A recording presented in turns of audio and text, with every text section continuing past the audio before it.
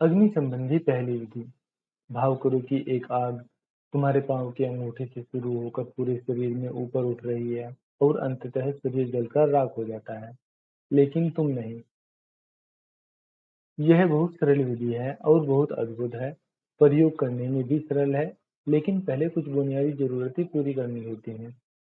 बुद्ध को यह विधि बहुत प्रीतिकर थी और वे अपने शिष्यों को इस विधि में दीक्षित करते थे। जब भी कोई व्यक्ति बुद्ध से दीक्षित होता था, तो वे उससे पहली बात यही कहते थे कि मरघट चले जाओ और वहां किसी जलती चिता को देखो। जलते हुए मरघट में बैठकर देखना था। तो साधक गांव के मरघट में चला जाता था और 3 महीने तक दिन रात वहीं रहता था। और जब भी कोई मुर्दा आता, वह बैठकर उस पर ध्यान करता था। वह पहले सबको देखता, फिर आग जलाई जाती और शरीर जलने लगता और वह देखता रहता। 3 महीने तक वह इसके सिवाय कुछ और नहीं करता, मुर्दों को जलते देखता रहता। बुद्ध कहते थे, उस संबंध में विचार मत करना, उसे बस देखना। और यह कठिन है कि साधक के मन में यह विचार न उठे कि देर अबेर मेरा शरीर भी जला दिया जाएगा। 3 महीने लंबा समय है और साधक को रात दिन निरंतर जब भी कोई चिता जलती उस पर ध्यान करना था। देर अबेर उसे दिखाई देने लगता कि चिता पर मेरा शरीर ही जल रहा है, चिता पर मैं ही जलाया जा रहा हूँ। लोग अपने सगे संबंधियों को जलाने ले जाते हैं, लेकिन वे कभी उस घटना को देखते नहीं हैं। वे दूसरी चीजों के संबंध में या मृत्यु के संबंध में ही बातचीत करने लगते हैं। वे विवाद करते हैं, विवेचन करते हैं, वे बहुत कुछ करते हैं, गपशप करते हैं, लेकिन वे कभी दाह संस्कार क्रिया का निरीक्षण नहीं करते। इसे तो ध्यान बना लेना चाहिए। वहाँ बातचीत की इजाजत नहीं होनी चाहिए। अपने किसी प्रिय को जलते हुए देखना दुर्लभ अनुभव है। वहाँ तुम्हें यह भाव अवश्य उठेगा कि मैं जल रहा हूँ। अगर तुम अपनी माँ को जलते हुए देख रहे हो, या पिता को, या पत्नी को, या पति को, तो यह असंभव है कि तुम अपने को भी उस चिता में जलते हुए न देखो। यह अनुभव इस विधि के लिए सहयोगी होगा। यह पहली बात है। दूसरी बात कि अगर तुम मृत्यु से भयभीत हो, तो तुम इस विधि का प्रयोग नहीं कर सकोगे, क्योंकि यह भय ही अवरोध बन जाएगा। तुम उसमें प्रवेश नहीं कर सकोगे, या तुम ऊपर ऊपर कल्पना करते रहोगे, मगर तुम अपने गहन प्राणों से उसमें प्रवेश नहीं करोगे। तब तुम्हें कुछ भी नहीं होगा। तो यह दूसरी बात स्मरण रहे कि तुम चाहे भयभीत हो या नहीं हो, मृत्यु निश्चित है। केवल मृत्यु निश्चित है। उससे कोई फर्क नहीं पड़ता कि तुम भयभीत हो या नहीं। यह अप्रासंगिक है। जीवन में मृत्यु के अतिरिक्त कुछ भी निश्चित नहीं है। सब कुछ अनिश्चित है। केवल मृत्यु निश्चित है। सब कुछ संयोगिक है, हो सकता है या नहीं भी हो सकता है, लेकिन मृत्यु संयोगिक है। लेकिन मनुष्य के मन को देखो। हम सदा मृत्यु की चर्चा इस भांति करते हैं कि मानो वह दुर्घटना हो।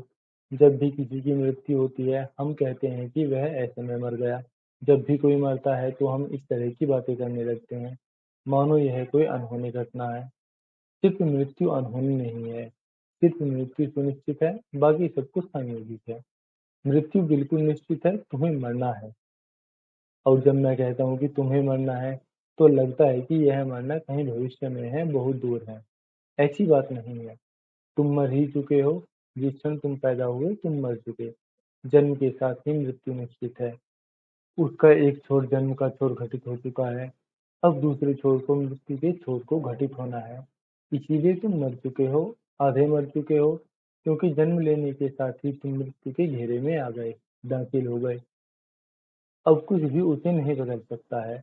अब उसे बदलने का उपाय नहीं है। और दूसरी बात की मृत्यु अंत में नहीं घटेगी, वह घट ही रही है। मृत्यु एक प्रक्रिया है, जैसे जीवन एक प्रक्रिया है, वैसे ही मृत्यु भी प्रक्रिया है। द्वैत हम निर्मित करते हैं, लेकिन जीवन और मृत्यु ठीक तुम्हारे दो पांवों की तरह है। जीवन और मृत्यु दोनों एक प्रक्रिया है, तुम प्रतिक्षण मर रहे हो। मुझे यह बात इस तरह से कहने दो, जब तुम श्वास भीतर ले जाते हो, तो वह जीवन है, और जब तुम श्वास बाहर निकालते हो, तो वह मृत्यु है। बच्चा जन्म लेने पर पहला काम करता है कि वह श्वास भीतर ले जाता है। बच्चा पहले श्वास छोड़ नहीं सकता, उसका पहला काम श्वास लेना है। वह श्वास छोड़ नहीं सकता, क्योंकि उसके सीने में हवा नहीं है। और मरता हुआ बूढ़ा आदमी अंतिम कृत्य करता है कि वह श्वास छोड़ता है। मरते हुए तुम श्वास नहीं ले सकते, या कि ले सकते हो? जब तुम मर रहे हो तो तुम्हें श्वास छोड़ना ही होगा। पहला काम श्वास लेना है और अंतिम काम श्वास छोड़ना है। श्वास लेना जीवन और श्वास छोड़ना मृत्यु है। प्रत्येक क्षण तुम यही कर रहे हो। तुमने शायद यह निरीक्षण नहीं किया हो, लेकिन यह निरीक्षण करने जैसा है। जब भी तुम श्वास छोड़ते हो, तुम शांत अनुभव करते हो। लंबी श्वास बाहर फेंको और तुम्हें अपने भीतर एक शांति का अनुभव होगा। जब भी तुम श्वास भीतर लेते हो, तुम बेचैन हो जाते हो, तनावग्रस्त हो जाते हो। भीतर जाती श्वास की तीव्रता ही तनाव पैदा करती है और सामान्यतः हम सदा श्वास लेने पर जोर देते हैं। अगर मैं कहूँ कि गहरी सांस लो, तो तुम सदा सांस लेने से शुरू करोगे। सच तो यह है कि हम सांस छोड़ने से डरते हैं। यही कारण है कि हमारी सांस इतनी उथली हो गई है।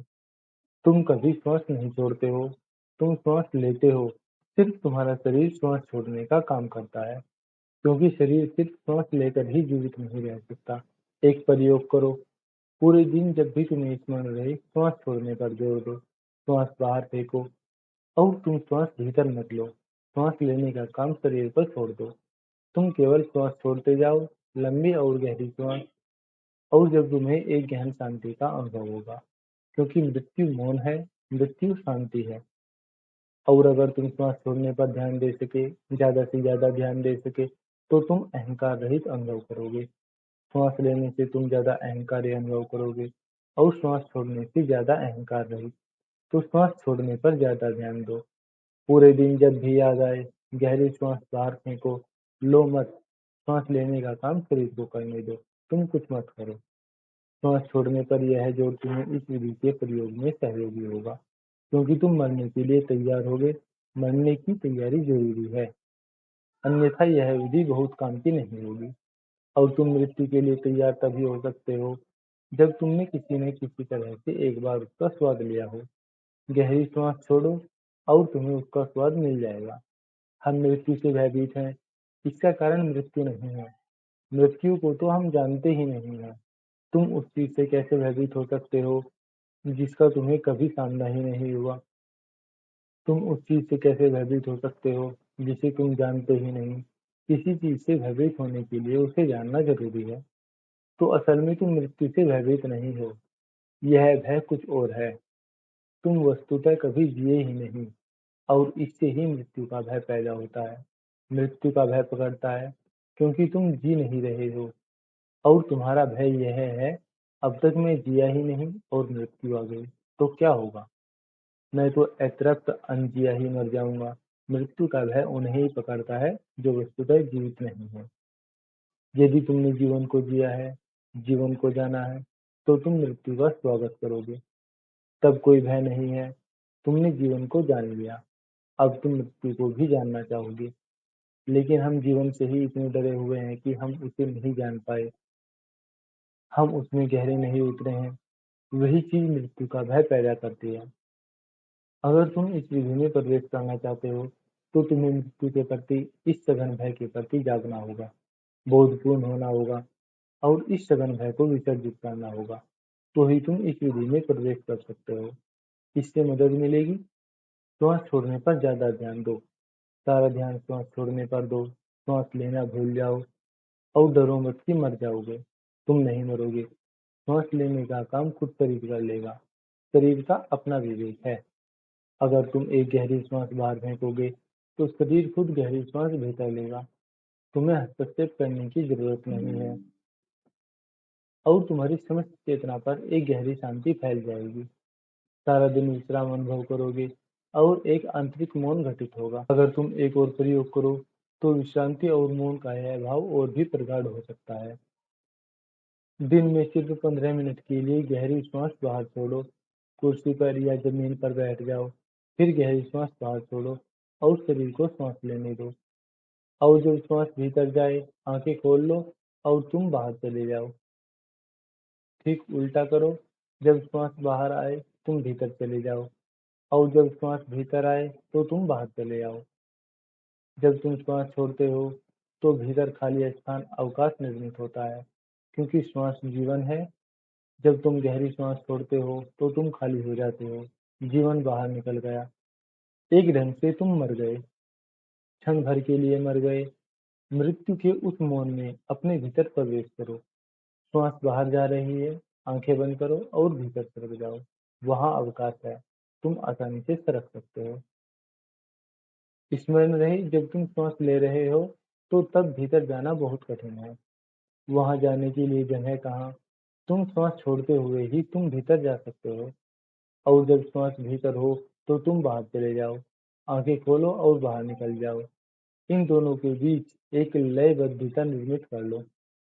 15 मिनट के इस प्रयोग से तुम गहन विश्राम में उतर जाओगे और तब तुम इस विधि के प्रयोग के लिए अपने को तैयार पाओगे। इस विधि में उतरने के लिए पहले 15 मिनट के लिए यह प्रयोग जरूर करें, ताकि तुम तैयार हो सको।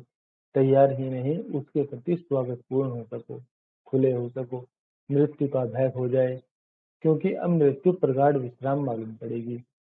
अब मृत्यु जीवन के विरुद्ध नहीं, वरन जीवन का स्रोत, जीवन की ऊर्जा मालूम पड़ेगी। जीवन तो झील की सतह पर लहरों की भांति है और मृत्यु स्वयं झील है। और जब लहरें नहीं हैं, तब भी झील है। और झील तो लहरों के बिना भी हो सकती है, लेकिन लहरें झील के बिना नहीं हो सकती। जीवन मृत्यु के बिना नहीं हो सकता, लेकिन मृत्यु जीवन के बिना भी हो सकती है, क्योंकि मृत्यु स्रोत है। और तब तुम इस विधि का प्रयोग कर सकते हो। प्रयोग करो कि एक आग तुम्हारे पाँव के अंगूठे से शुरू होकर पूरे शरीर में ऊपर उठ रही है। बस लेट जाओ। पहले भाव करो कि तुम मर गए हो। शरीर एक शव मात्र है। लेटे रहो और अपने ध्यान को पैर के अंगूठे पर ले जाओ। आंखें बंद करके भीतर गति करो। अपने ध्यान को अंगूठों पर ले जाओ और भाव करो कि वहां से आग ऊपर उठ रही है और सब कुछ जल रहा है। जैसे जैसे आग बढ़ती है, वैसे वैसे तुम्हारा शरीर विलीन हो रहा है। अंगूठे से शुरू करो और ऊपर बढ़ो। अंगूठे से क्यों शुरू करो? यह आसान होगा, क्योंकि अंगूठा तुम्हारे मैं से, तुम्हारे अहंकार से बहुत दूर है। तुम्हारा अहंकार सिर में केंद्रित है, वहां से शुरू करना कठिन होगा। तो बिंदु से शुरू करो।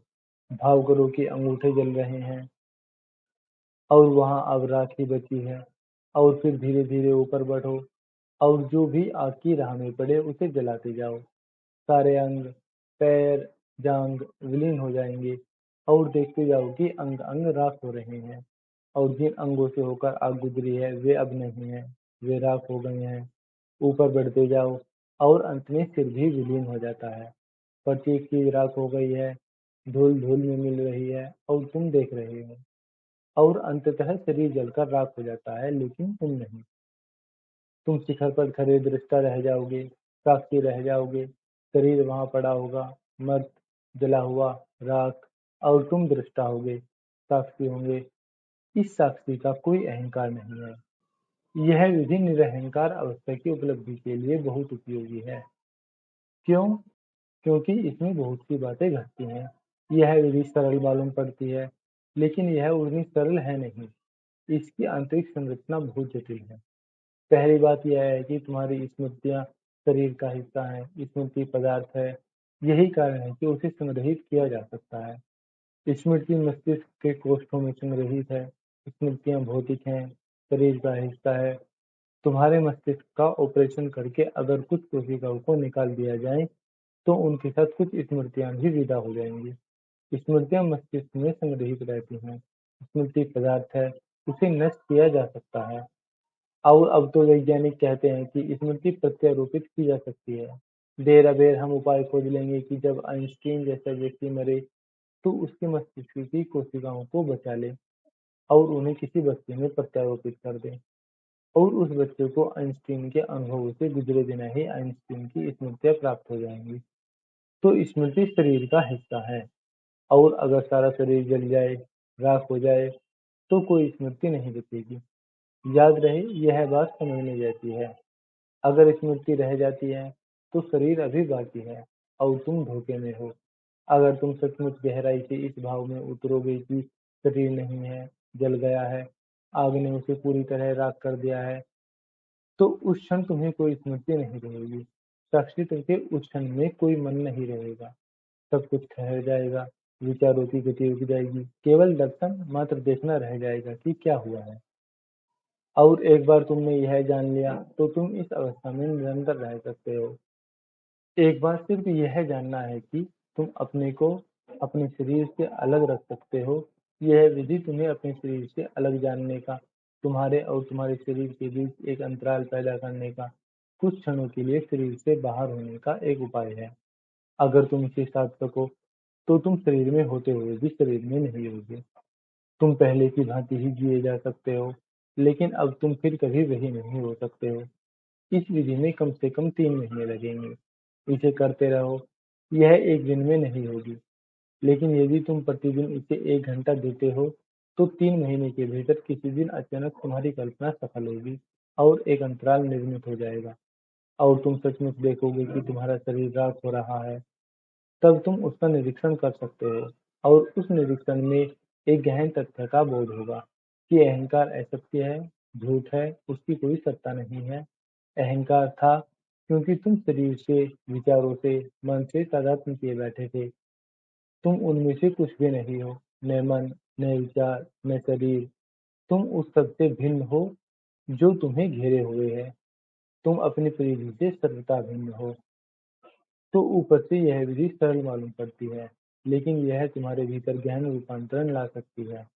लेकिन पहले मरघट में जाकर ध्यान करो, जो लोगों को जलाया जाता है। देखो कि कैसे शरीर जलता है, कैसे शरीर फिर मिट्टी हो जाता है, ताकि तुम फिर आसानी से कल्पना कर सको। और जब अंगूठों से आरंभ करो और बहुत धीरे-धीरे ऊपर बढ़ो। और इस विधि में उतरने से पहले श्वास छोड़ने पर ज़्यादा ध्यान दो। इस विधि को करने से ठीक पहले 15 मिनट तक श्वास छोड़ो और आंखें बंद कर लो। फिर शरीर को श्वास लेने दो और आंखें खोल दो। 15 मिनट तक गहन विश्राम में रहो और फिर विधि में प्रवेश करो।